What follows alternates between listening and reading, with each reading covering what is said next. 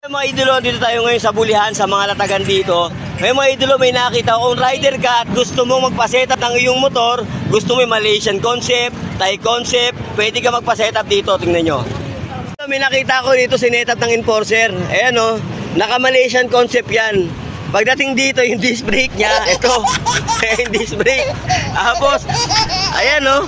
So napakaganda yan mga idolo, iyak ka dyan kasi matutubos mo yan sa Asais pa. Ayan o, ang ganda o. Malaysian concept.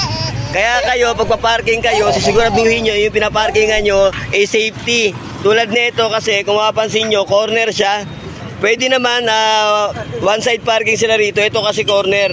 Kaya sinetup na ng Enforcer, alright? Guys, tingnan nyo.